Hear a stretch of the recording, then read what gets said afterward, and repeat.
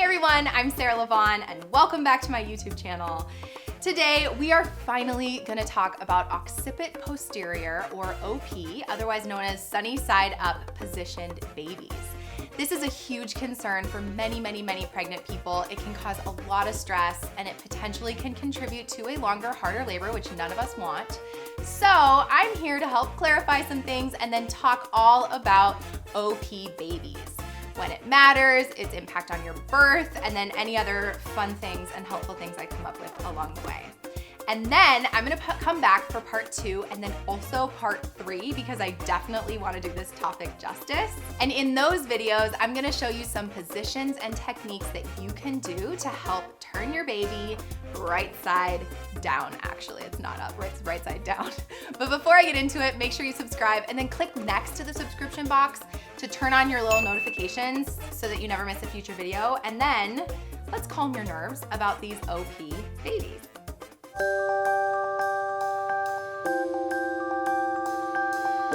So let's talk about OP babies. I'm trying to think of all the ways that this could be shared with you.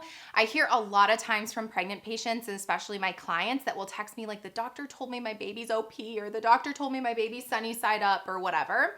So I wanna make sure you understand what that means and then why it might have an impact on your labor, and then what to do about it, / should you even be concerned about it. Because I think I have some good news for you, okay? So stay tuned. All right, so we look at the baby. First of all, we want your baby to fit through your pelvis, all right? And by fit through your pelvis, I mean fit through this hole in your pelvis. Now remember, your pelvis is bone, so bone doesn't move quite very well, right? Like we actually don't want your bones to move, otherwise then you break your bones. But in your pelvis, you have 2 areas where there's some cartilage. There's your pubic symphysis in the front. So this, you could like feel the front part of your vagina crack, like where your vagina crack ends. And then if it's firm under there, that's your pubic symphysis. Maybe if you're having pain on this front part, it's because the baby's knocking on this pubic symphysis. Doesn't feel so good. Watch my Engage the Baby video there because that I also share with you some tips for if you're having pain in the front, okay? The other thing is the back of the pelvis. And I think a lot of times we forget about the back of the pelvis. I'm obsessed with the pelvis, by the way. If anybody knows of any like pelvic gear, like a necklace or some sort of like pelvis for the wall, I am in a hunt. / a little mini one because I literally have to carry pelvis with me anywhere I go. That's just totally a side note. So in the back of the pelvis, you have your sacrum, which if you feel towards the back, like it's firm, right? Like at the top of your butt crack, that's this area right here. It goes down to your tailbone. So your tailbone is the end of the sacrum. This sacrum, obviously we don't want moving, but there's these SI joints, the sacroiliac joints that have cartilage, and they also allow for mobility, which is, if you can imagine, we want baby to come in and we want this to move out of the way. Then we want to lock and load them. Then we want this, the sacrum or the tailbone, to move out of the way to get baby through and create so much more space. How do we create space? By position changes. I'm getting there. It's all building. I'm expecting this video to be extremely helpful to you, especially because I've been online looking for information about OP babies and there isn't that much online. So here to help you. All right, so now that we know the anatomy, let's talk about what occiput posterior means. So on the baby, our occiput on a head is just the back part of the baby's head. So when we're in there doing a vaginal exam as a nurse or a doctor or a midwife, we're in there and we're actually trying to feel for where is the back of the head to know based on that what the position of the baby is in the pelvis. So first of all, we want baby head down, obviously. And if baby is breech, I have two videos on breech babies, which means booty down, okay? So let's just say baby's head down the way it should be and the way it normally is for the majority of women. Then you see the pelvis that sits here. As baby's coming forward, and actually the pelvis is angled forward, I'm shutting. And so as baby comes down, baby actually has to kind of come into the pelvis and then rotate out. So it's like a whoosh on the way out, okay? And as the baby's coming in, the back of the head is going to enter the pelvis in some way. And it can really enter in any way that it wants to. Now, mind you, we want to set your body up for the baby to be able to get, first of all, get into the pelvis, and then second of all, complete its rotation through the pelvis. So if you're a science nerd or maybe you're a nurse, you can look up the cardinal movements that the baby has to go through, which basically just means the baby is going to come down into the pelvis. It's going to rotate as labor goes on and as it gets lower. Eventually it's gonna get this way. It's gonna kind of hug its way and extend its head through the pubic bone this way, which doesn't look very comfortable, but I assure you they're okay. Okay, and then once the head's out, the shoulder dips under here, and then eventually I'm trying not to pull the head off this baby, and then it comes out. Probably not that easy, okay? It's gonna be a little bit harder for you, but we'll get there, okay? So now mind you, we want baby to twist and turn and be able to fit through the pelvis. The easiest way for baby to fit is typically when they're coming into the pelvis. If you look at the shape of the top of the pelvis, it's like an oval this way, right? If you look at the shape of the top of the baby's head, if it's this way, it's an oval. If it's, and hopefully it's tucked, the chin is tucked like that.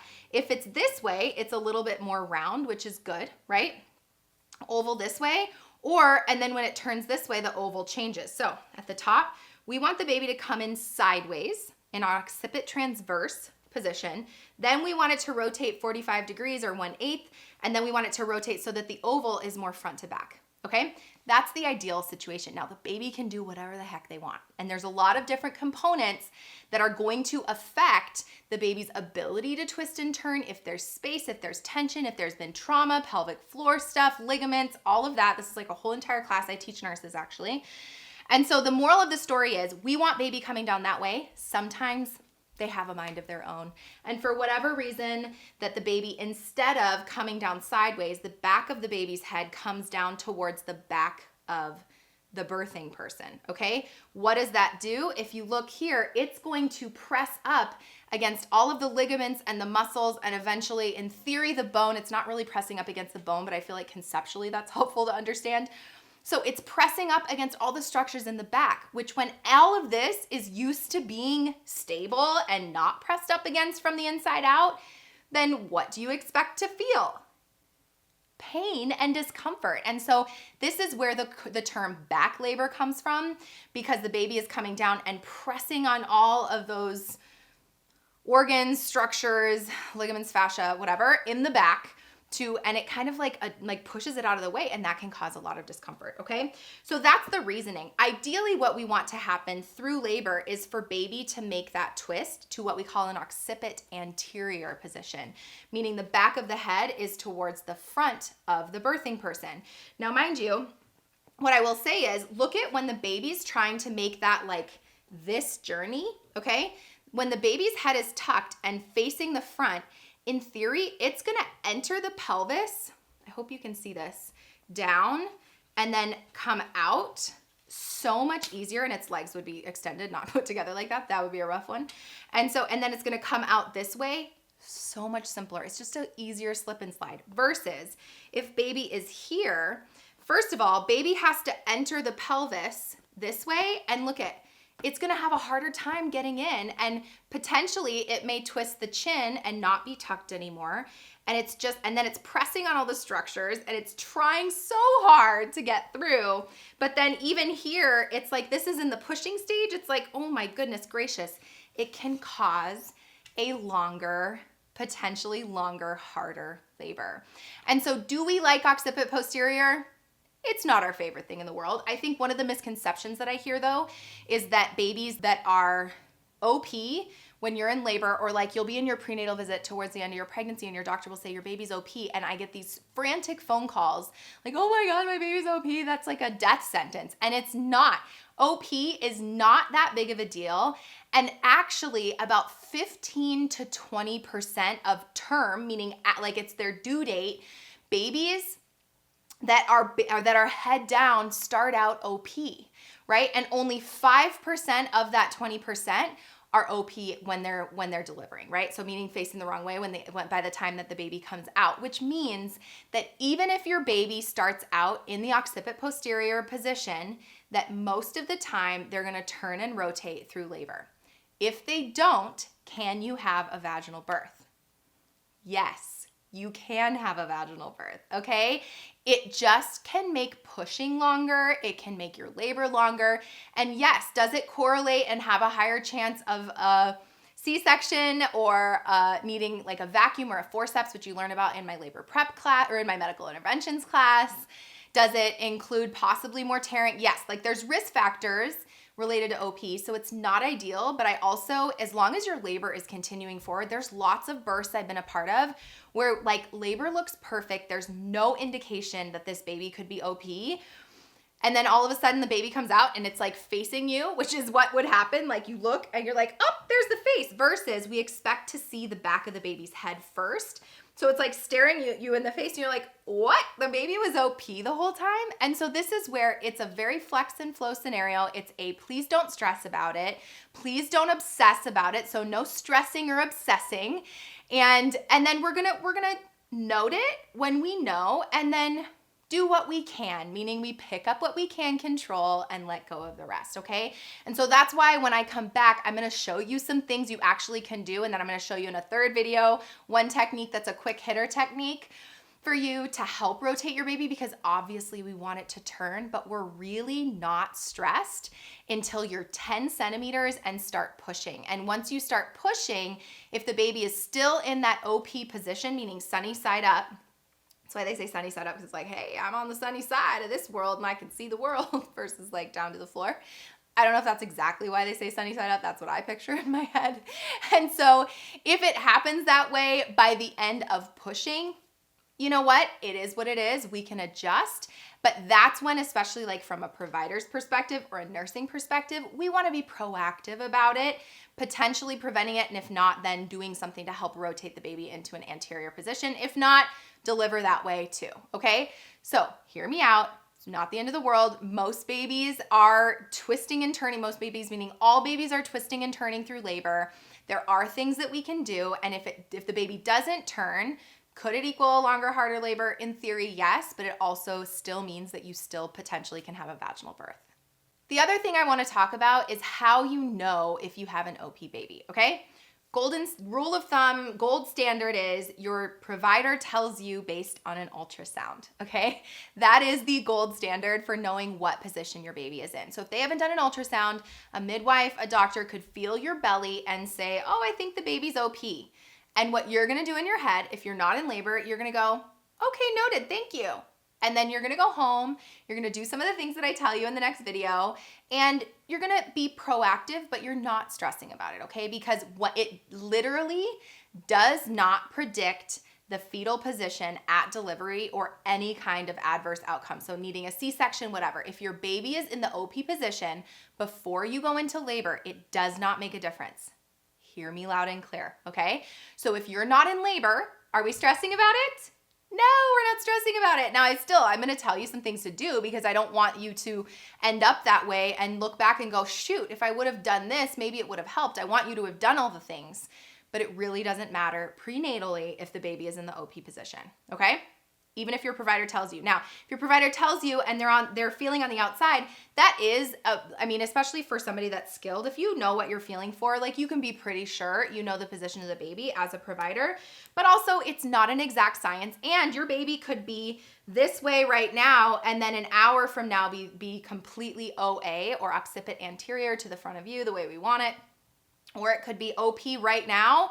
And then all of a sudden, 4 hours later, the baby has started to twist and turn as it's looking for the puzzle piece of your pelvis. So it's like, I don't like it here. I can't fit here. Let me twist and, oh, whoa, there's so much space down here. I love it. And that's how the baby can kind of enter the pelvis, okay? Now for you to feel right now can be helpful as well. So if you feel the top of your belly, you want to feel for a firmer, rounder thing, which is actually the top of the baby's butt. So you would feel like space on either side, okay? And then you're feeling for a smooth surface. That's the baby's back. If you feel limbs, you can like map out in your head where they might be. And then obviously the baby's head is towards the bottom as long as you know that the baby's head down. So you can kind of picture where baby's at just to have an idea. If you're having discomfort in your back, it could be that the baby's pressing up against the back of you. But I really wouldn't worry about this stuff, guys, until you're like 37 weeks. If you are before 37 weeks and your baby is OP and somebody tells you that, I want you to let it go. It really makes no difference until you're in labor. And then once your term, obviously then, which term is 37 weeks, then we're gonna pay more attention. We're gonna do some more things about it, okay? So that's prenatally. We're not stressing. Hallelujah, look at that, okay? And I mean that statistically it makes no difference, but I do hear a lot of times providers like tell my clients or whoever that, oh my God, my baby's in a sunny side up position. I'm like, are you in labor? No, it doesn't matter, okay? It makes no difference for your labor right now, and a lot of babies start out labor in an OP position. So then let's say you are in labor, all right? Now, if you're in labor and you think your baby's OP, or maybe you saw your doctor that day and they told you and did an ultrasound and said, yep, baby's in a full OP sunny side up position, and or you're at home with contractions, they're kind of sporadic, and you're feeling all the pain in your lower back, that's when, instead of just going, oh, I hope it turns, then why don't we pick up what we can control? And that's when you're gonna apply these different techniques and try these different things. Now, nothing is a 100% thing. If you've been around me long enough, you know I am not one to totally sugarcoat things. I will tell you how it is. I'm not gonna set up your hopes for things that like are not actually gonna happen, okay? This is very loosey-goosey. That's why I say flex and flow. But you can do a lot of these things, and I have seen a lot of times that a lot of these techniques are going to help turn your baby while you're in labor. And really, while you're in labor, you have the help of the contractions and the force of the contractions, also the baby hitting your pelvic floor, that helps to turn the baby forward. They want to propel their way forward. Typically, they are going to move also in a clockwise position. So especially if you feel the baby's back towards your left side, that is like the most perfectly ideal position for starting labor, okay? If you're here, and let's say you're in labor and you're like, my baby's back isn't in the front, don't stress about it. Remember the shape of the pelvis, okay? I literally had a prenatal visit with an online client who is not in LA, who was like, I've been so upset at my baby because it hasn't been facing the front. And I'm like, no, we love your baby. Your baby is totally lined up here the exact way that it's supposed to, okay? Once labor starts, then you wanna start doing some of this stuff to help encourage the baby to move. And a lot of the techniques that I'm gonna show you are gonna help soften everything out and create space for the baby to do what it knows how to do, okay? So that's once you're in labor. Now, a lot of these techniques you can also do in the hospital, whether you're at home laboring or in the hospital laboring, all of it applies. Now, let's say you're 10 centimeters, okay? So about 50 to 80% of babies that have been OP in labor, and then at the beginning of pushing our OP, 50 to 80% will turn by the time you deliver, okay? So again, the amount of stress that exists for OP babies is so, to me, unfounded. Now, mind you, can it cause problems? Yes, and I'm sure that I will hear from a bunch of you who had an OP baby or a sunny side up or back labor, and that may have been difficult for you. Of course, like that's not what we want. It's not the most ideal situation. But we also, the good news is that the body, a lot of times, not all the time, but a lot of times is gonna help you move your baby and give you those sensations to help move your baby, and then eventually twist and turn under that bone all the way out. So I hope that helped answer a bunch of your questions about these OP babies. We want them to rotate from OP to OA, occiput posterior, back to you posterior, to occiput anterior to the front of you. This is not something to stress about, guys, okay? So hear me out.